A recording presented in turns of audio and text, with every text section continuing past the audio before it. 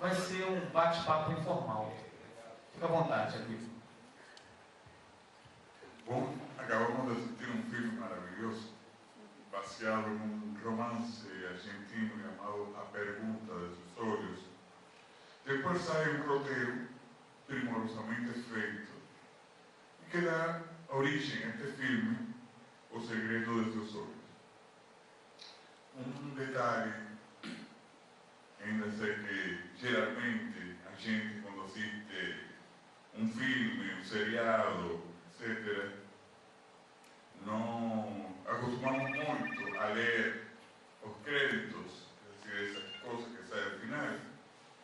Juan José Campanella, el director, es un director con una longa experiencia en cinema norteamericano y es uno de los directores de los seriados CSI. Y un poco eso se ve en el filme. Está costurado de la misma forma que CSI es costurado. Me gustaría mucho más que ustedes hicieran preguntas. Y estoy dispuesto a responder todas as perguntas. Vamos lá, pessoal. O cinema argentino, nos últimos anos, principalmente, ele tem se mostrado um cinema mais comercial do que os outros cinemas dos outros países latinos. Isso, de uma certa forma, trouxe uma projeção muito grande e tem se notado nos últimos anos que vários filmes argentinos são premiados no exterior e caem mais num apelo comercial, na venda do filme, na vendagem que você tem de bilheteria e tudo. O cinema nacional, o cinema brasileiro, durante muitos anos ele foi criticado porque era muito um cinema de autor e se esquecia um pouco essa parte comercial, o autor não estava nem aí para isso. E nós tivemos alguns filmes nesse período bons, outros não tão bons assim, mas que, enfim, tinham uma marca desse diretor. Esse filme aí não fugiu desse esquema. Ele é um filme muito bom, eu adorei o filme, mas também é um filme que foge um pouco daquela imagem latina. Ele cai um pouco naquele... Você deu a explicação também. O diretor está acostumado com o cinema americano, então ele criou um roteiro, mesmo que ele buscasse imagens do passado, você conseguia fazer uma ligação, que não é muito comum no cinema latino, quando o diretor tenta fazer isso. Ele só vê o lado dele, muitas vezes, ele não vê o lado do próprio público. Você acha que o cinema latino está caminhando para isso? Quer dizer, não só a Argentina, os outros países vão acabar seguindo esse mesmo modelo, porque, afinal de contas, no final, o dinheiro vai ser mais importante para que se possa financiar o filme e os outros trabalhos que esse diretor vai ter?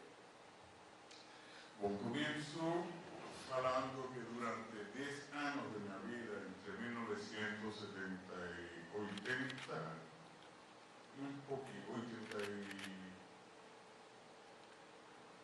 Deus, não, certo, 78 a 88, mais ou menos, estive no comitê organizador do Festival del Nuevo Cinema Latinoamericano da Habana, que es el festival de cinema más importante de Latinoamérica, ainda continúa siendo el festival de cinema más importante de Latinoamérica.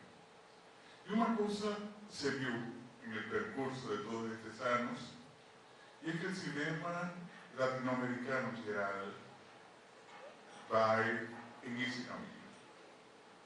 Primero, una cosa que tenemos que aprender, que les digo que para todos, es que el cinema es comercial.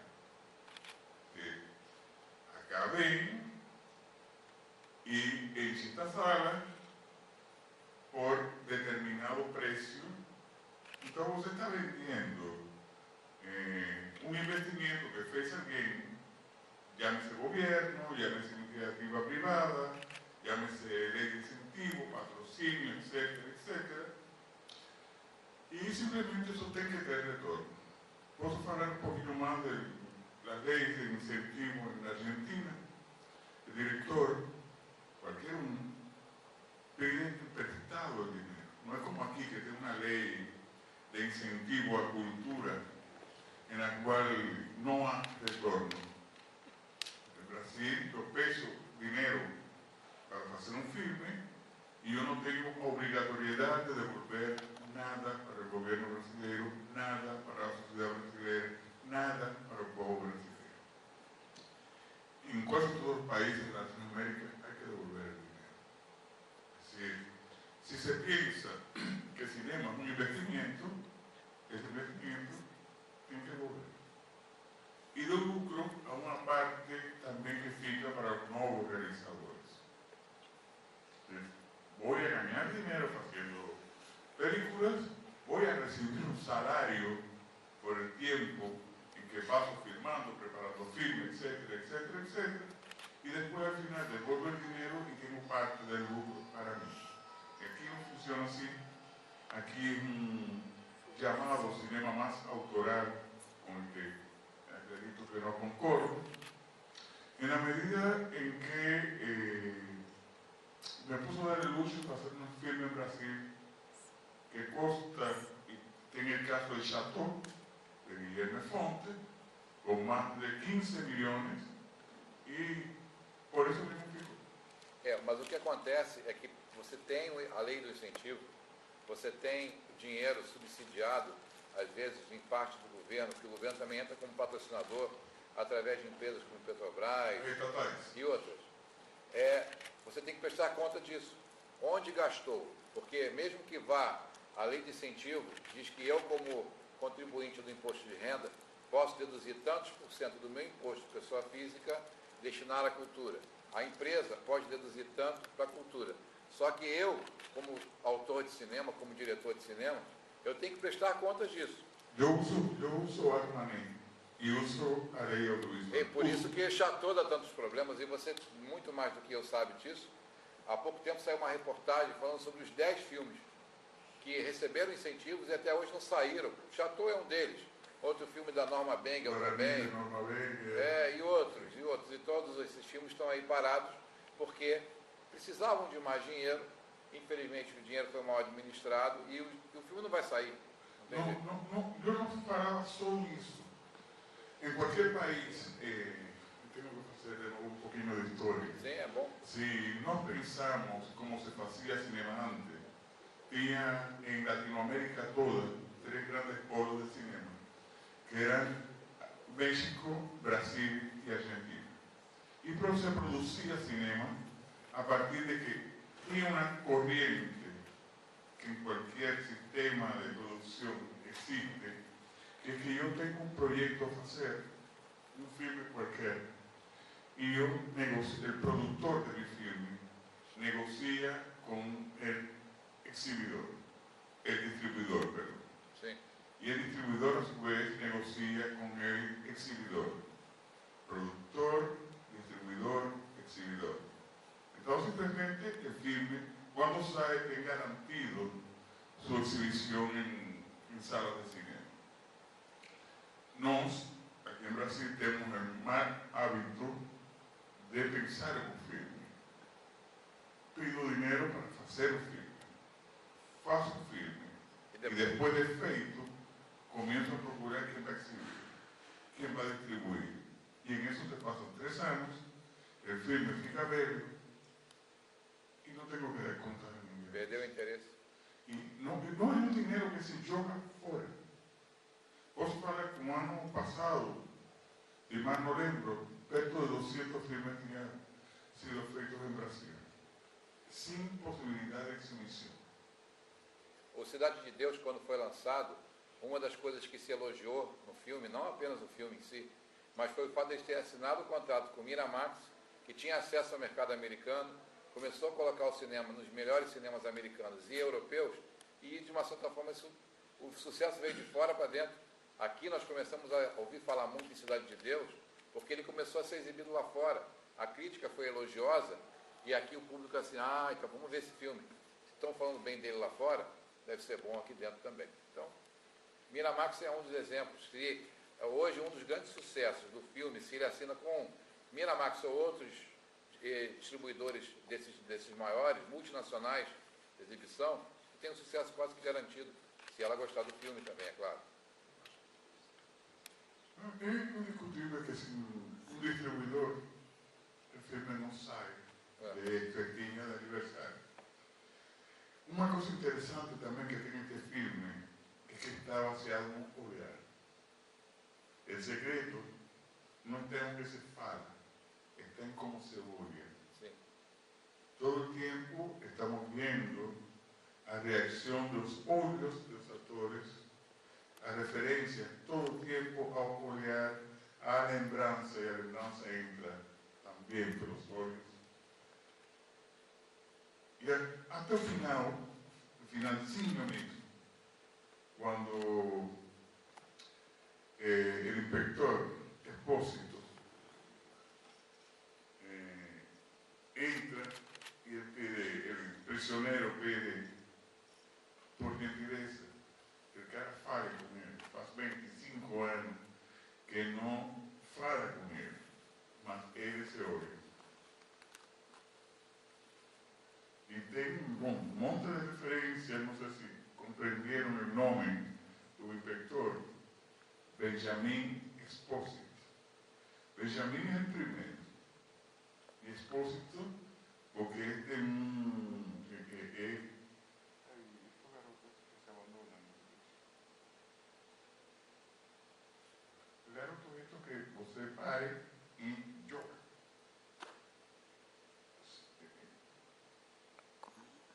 No es una creche, lugares donde un monte de mujeres antes parían y entregaban para la iglesia. Sim, asilos. No es asilo, propiamente pagan por ahí.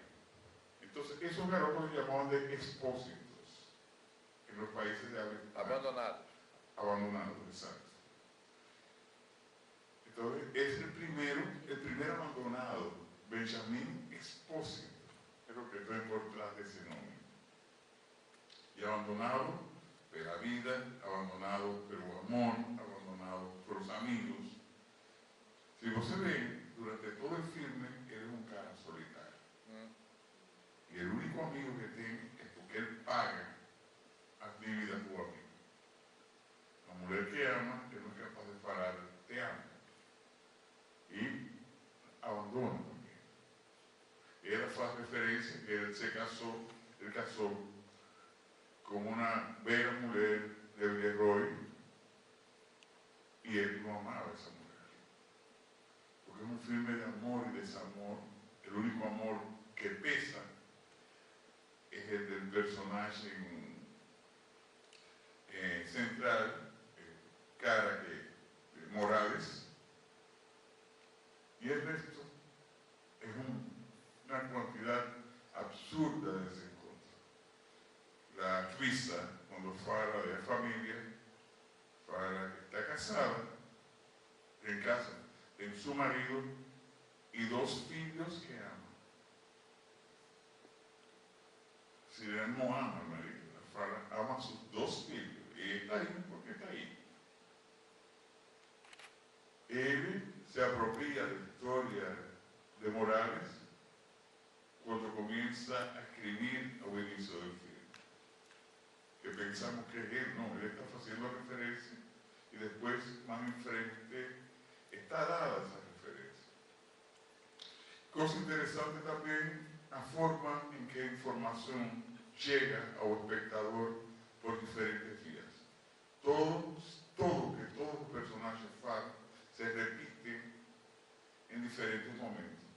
Esto es una técnica que se utiliza generalmente en rodeo para que el espectador fixar determinada información a un espectador. Dar información por diferentes vías, la misma información. Bom, gostaria que eu perguntasse. É interessante, esse filme não é para ser visto uma vez só. Porque depois que você vê esse filme, você começa a ligar as coisas. Bom, agora eu vou começar, agora eu vou ver de novo com outros olhos, o lado mais crítico, o lado de observar alguns detalhes, porque foram dadas várias mensagens que nós não estávamos nos preocupando em ver a mensagem que ia refletir lá na frente. Porque nós estamos preocupados em ver o filme, o roteiro do filme.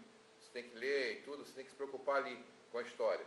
Agora vale a pena pegar de novo e ver de uma forma um pouco, não é crítica, mas assim, observando um pouco mais os detalhes. Ah, tá vendo? Foi por isso que ele fez isso, foi por isso que ele fez aquilo.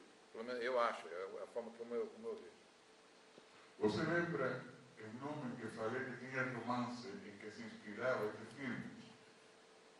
O nome do romance, quando você falou no começo, Sim. não lembro não. O nome do romance é A Pergunta Desespolhos. A pergunta. Então, depois de assistir, vai se perguntar e vai assistir de novo e vai assistir de novo. E cada vez encontrar coisas novas em filme. Vamos lá, pessoal. Wagner, o pessoal aí que veio do CNA, vê um pessoal do curso de espanhol, especialmente para a sessão. Então você pode falar em espanhol? Ah, Não, eu cheguei no final, mas observei alguns planos, algumas coisas assim, peculiares que... Eu acho que são coisas peculiares que os filmes do José Juan Campanella têm, né? Eu não sei, mas me dá essa impressão. E aí vocês estavam falando agora de ver uma vez, ver duas vezes e tal, mas eu acho que isso acontece até com vários outros filmes. Sim. E eu acho até interessante você ter falado O isso, filme tem essas ligações todas, porque ele criou suspense, ele deixou a parte mais, digamos, ninguém esperava isso.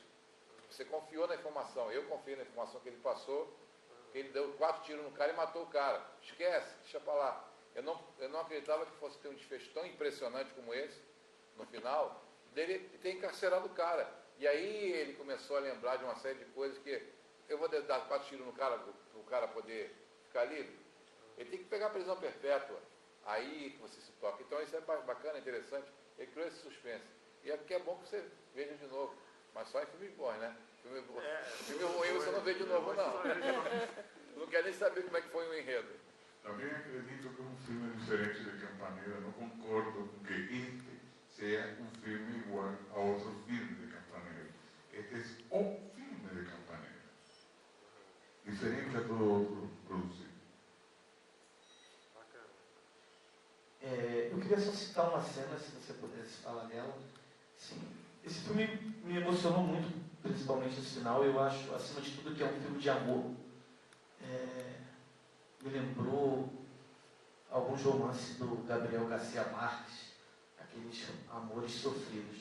Mas uma cena que me tocou muito é aquela cena do bar, onde eles descobrem, né, onde o cara está, que ele fala dessa questão da paixão. Então, aqueles diálogos ali me tocaram muito, tanto que eu estava ali fora esperando, né, para ver se chegava alguém, mas aí eu acabei percebendo que era essa cena e resolvi entrar para assistir novamente, que eu acho muito, muito assim, tocante quando ele fala dessa questão da paixão, e aí que ele consegue deduzir junto com os amigos que o cara estava lá no estágio lá do Racing. Eu gosto muito dessa cena. Se você pudesse falar um pouquinho sobre ela. Tem um fato que falei agora mesmo. Nesse filme, todo o tempo, a mesma informação se está dando desde diferentes ângulos. A mesma informação. Ele fala de paixão todo o tempo em um filme em que só há paixão em la reacción de Morales com relação à morte. Quando você começa o filme e vem o interrogatório, quando vão a procurar Morales no banco, eles simplesmente lhe contam que a mulher morreu, ele entra em choque, ele não tem nenhuma reação, não há uma lágrima em todo o filme. Que tem paixão, tem paixão. E o amigo de Expósito fala de que todos nós temos uma paixão. É a paixão que ele tem por a juíza, é a paixão que o outro tem pela bebida, é a paixão que o cara tem por o Racing, o time de futebol. Todos e cada um temos uma paixão, mas são paixões ocultas, todas. É decir, nenhum personagem tira a pele para que possamos ver o coração. Todos estão cobertos. Todos têm vergonha. E todo está nos olhos.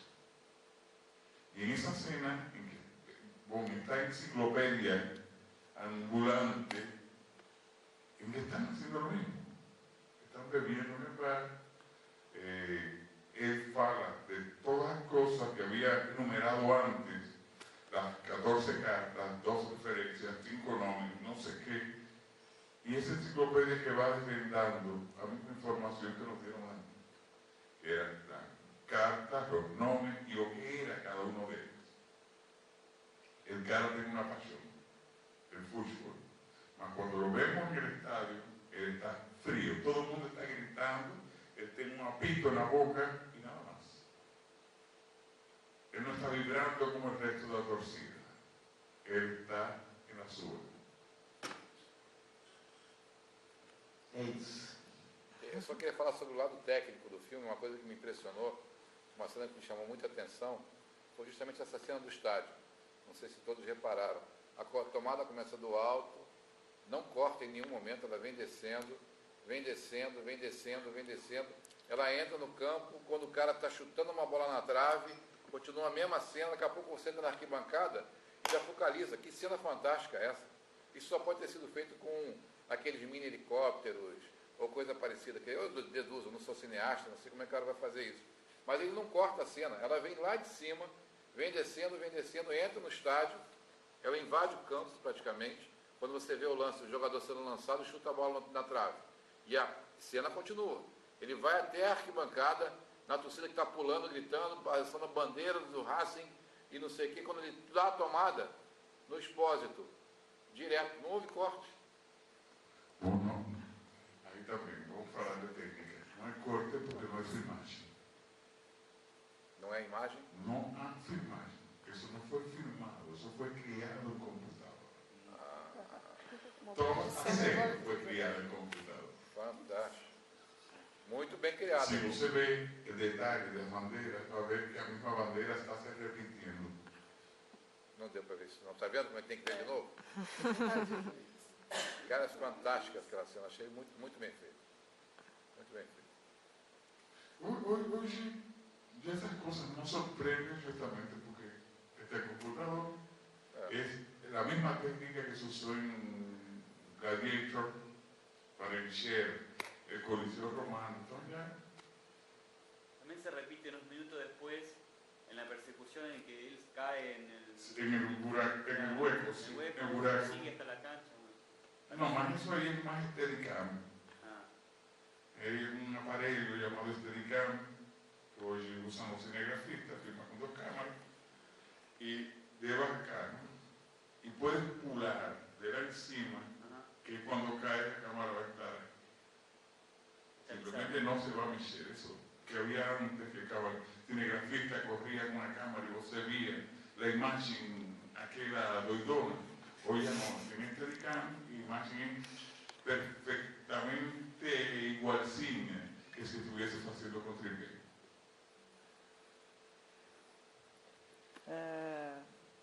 Assim, eu ultimamente tenho visto, já faz um bom tempo que eu vejo filme praticamente todo dia. Assim. E é difícil achar um filme como esse. Ele além de ter uma boa história, ser amarradinho, muito bem contado, esse foi o filme assim, que chegou a ponto de todo o resto não ter valido de nada. Assim. E aí eu não sei, eu não vi os outros filmes do diretor e tal, e com toda essa questão de aprimoramento de roteiro, com técnica impressionante, assim. Porque eu vi o making off dessa cena do campo, eu vi que tem boa parte dela feita com efeito especial, que é aquela chegada, aí deve ter uns 3, 4 cortes até chegar ao campo e tal. E eu vi assim, mas achei impressionante a decupagem do filme, porque não é só nessa parte, assim, tem uma parte, não é uma parte específica, mas a maioria das cenas são minimamente pensadas, assim. Aquela primeira hora que quando a menina chega, o amigo dele já dá uma cantada nela e tal, tem um movimento de câmera por ali que, tipo parece que é coreografado, assim. É lindo, assim. E eu queria saber do diretor, se é de costume dele, os outros filmes dele, que eu acho que é O Filho da Noiva, uma coisa assim. É nessa linha também. Você tem 2 campanelas. A campanela que começa fazendo cinema na Argentina. Outro campanela que o Oppenheimer leva para Estados Unidos para fazer seriados. E aí está CSI. no puede dejar de ter referencia a CSI. Está ahí. Hasta na forma que se decupa a série. Mas também tem referência a Chinatown. Se você vê toda a escuridão, quando é claridade, não uma claridade de sol, é uma claridade ocre. Porque estamos em um filme de mistérios, o mesmo mistério que tem CSI. Então, isso está pensado milimetricamente. Você assista e assiste um capítulo de CSI feito por Campanella que não vai sentir diferença. Esto tem um roteiro argentino, não tem um roteiro americano, tem um roteiro argentino. E aí está a diferença. A forma de contar é argentina. A técnica é norte-americana. Vamos lá, ainda dá mais tempo para a gente ter mais uma ou duas perguntas ou comentários. Douglas, Melissa. Eu gostaria que ele falasse dos filmes dele mesmo, os seus filmes, e eu li algo que sobre seus documentários, e eu queria que você comentasse com a gente, se só não ficasse na ficção e comentasse um pouco sobre documentário. Bom, tenho necessário também. Eu estudei cinema em Cuba, formei em 1971. Foram 3 anos horríveis da minha vida. A mesma técnica que se usa na Escola de Cine de San Antonio Urbano, hoje em dia, comenzamos na escola em 68, quando entramos, 190 pessoas estudando cinema, e terminamos 35. Porque foi um curso capaz de acabar com todo o mundo. De tal forma que hoje eu vejo estudantes e digo, que maravilha de Deus. Porque quando tínhamos provas, não nos permitiam estudar. Você tinha que estudar durante todo o tempo e na época de exame nos levavam para teatro, cinema, ver show, assistir show, etc, etc. E quando você chegava às 12 da noite, 1 da manhã, para acordar al día siguiente, a las 6 de la mañana, puedo imaginar que es difícil, por eso entramos 190 y finalizamos 35. Me formé y tuve el placer, así, fue un placer muy grande, en el 72, perdón, cuando Glauber estuvo en Cuba, ficamos amigos, nos conocimos en Casa de las Américas. Y un poco Glauber me sirvió de inspiración en algún momento. Y eso tiene que ver también con la historia del nuevo cinema latinoamericano. Sirvió de referencia y, bueno, todo el mundo copiaba en una época. Y eso de la cámara en la mano y idea en la cabeza funcionó y funcionaba mal. Mi primer premio lo tuve con 23 años, premio internacional con 23 años. Y yo falo, ese filme no se mostraría ni a mis enemigos. Hoy, no mostraría ni a mis enemigos. Falo que es una época difícil en la cual se descubre el cinema en Latinoamérica, se descubre la genialidad de los cineastas latinoamericanos y la crítica internacional era así como que todo el tiempo de exaltación del cinema nos. Más también en la medida en que como macaquillos de feria éramos premiados por una crítica que no nos comprendía, pienso que perdimos público.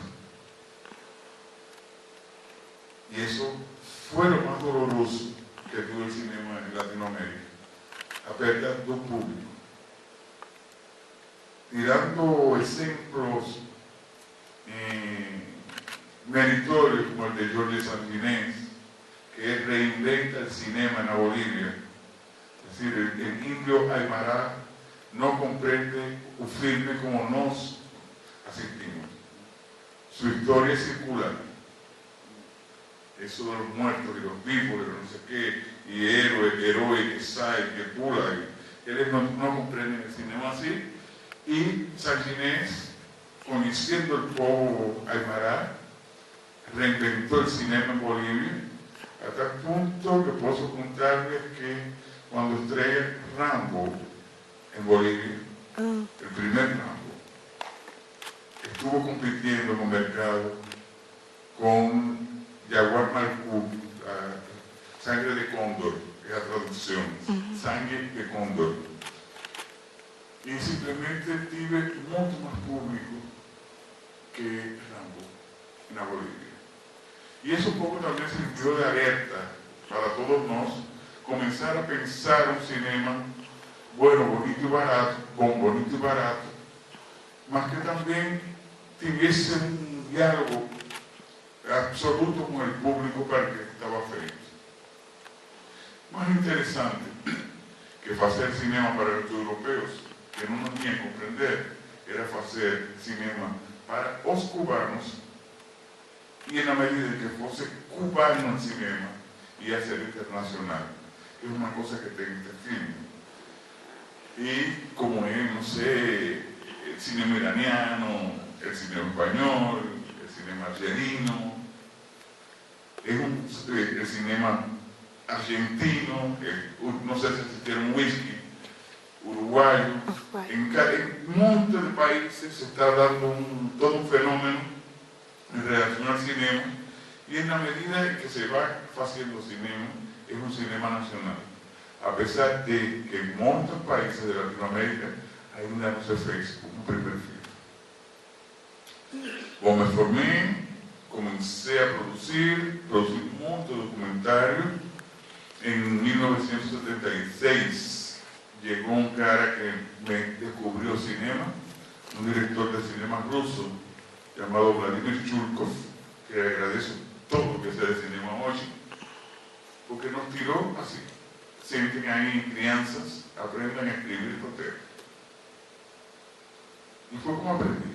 Aprendi a porrada. É decir, nos davam um texto de Chekhov, porque ele utilizou escritores russos, porque era muito mais fácil para ele interpretar o que o escritor queria dizer, que era um texto latino-americano ou cubano, mas também para nós era muito mais difícil compreender o texto, poder adaptar o texto e poder, com um mínimo de recursos, poder fazer um filme, poder escrever um roteiro. Mas foi uma experiência que valeu a pena. Nos deu a possibilidade de saber a importância do roteiro. Sem cinema, sem roteiro, não há cinema. Não existe a possibilidade de ter uma ideia na cabeça, apenas. Roteiro se escreve, e aqui ter técnica para escrever roteiro. E bom, produzi durante muito tempo cinema. Em 88, deixo o ICAI, justamente em um momento de crise, de uma crise econômica muito grave em Cuba, e passo a fazer televisão. Da televisão vim para o Brasil, aqui comecei a trabalhar com cinema, ministrei aula na Universidade de Estácio de Sá durante 7 anos, que foi também uma experiência válida. E, bom, depois de sair da Estácio de Sá, entre a produção e curso, coordino um curso de cinema chamado Viajando na Telinha, que ministra aula de cinema na comunidade. Creo que ha sido a experiencia más rica dentro de todo el percurso, y juro que he estado en más de 32 países y en ningún lugar me sentí tan propenso a aprender como ministrando ahora en la comunidad. Es una experiencia que vale la pena, en la medida en que con los diferentes se aprende mucho más que con los iguales. Y con ese proyecto he producido muchos filmes. Soy el Cabo Chupango Manga, sala de aula, exigente. Posso contar que a primeira turma de Viajando na Telinha, ministrei aula e eu não vou a filmagem, porque se vou a filmagem de aluno, então quero dar opinião eu não assisto a filmes. E, bom, o primeiro filme que se fez se chama Viento en Ropa de Ballet, de Eric Paiva, e estuvieron filmando durante 3 días. Estuve una tardecina, media hora para ver cómo estaban funcionando las cosas, y cuando terminaron de filmar, fui a asistir lo que filmaron. No fiz el menor comentario cuando terminó mostrándome todo. Es una mierda, repito. Ellos se reunieron para ver porque yo tenía falado que era una mierda, porque yo no expliqué nada. Yo todo lo que tenía que explicar lo expliqué en aula. Bom, posso contar que esse filme hoje foi o ano retrasado. Foi escolhido por la ADI como o melhor filme feito por a Escola de Cinema. E estava competindo com a Darcy Ribeiro, com o Estácio de Sá, com a UNFI, com Gama Filho, com a Escola Internacional de Cinema, um projeto feito em a comunidade. Qual foi o grande aprendizado? Que sem oportunidade não é nada. E simplesmente com esse curso na comunidade se deu a possibilidade de descobrir talentos que de outra forma não era possível. Um curso de cinema básico e cuesta entre 380, un cursinho, un workshop. Estoy ministrando un curso en este momento en la Casa de Gavia y es el precio de 180 por alumno. En la de Darcy Rivero la misma cosa, en Estácio ni soñar porque son 1.900 a mensalidad. Entonces poder llevar de gracia a una comunidad un curso como el de cinema, para que pessoas que não têm direito a falar possam se expressar de alguma forma. Assim foi a melhor experiência que tive. Se isso responde. Obrigada. Pessoal, são 10h15 e é sempre muito chato quando a gente chega a essa hora que a gente tem que interromper uma pessoa tão maravilhosa quanto o Molina, mas alguns já tiveram até aqui. Quero agradecer mais uma vez, você sempre está agradecendo a sua presença e já marcando um dia, quem sabe, para ver os filmes do Molina aqui nesse teatro. Posso, tenho. Não está no Brasil? Olha, moro no Brasil, ou vai de vez em quando? Não, poucas vezes. Mas moro no Brasil faz 14 anos. Saí de Cuba. Então, é isso, Molina. Agradecer muito, agradecer a presença de vocês que ficaram até agora. Pessoal do Cineclubes, Charide, obrigado pela ajuda na divulgação. Josi, que está sempre aqui conosco, nossos fotógrafos, as fotos para mandar para o Molina. Muito obrigado. Muito obrigado.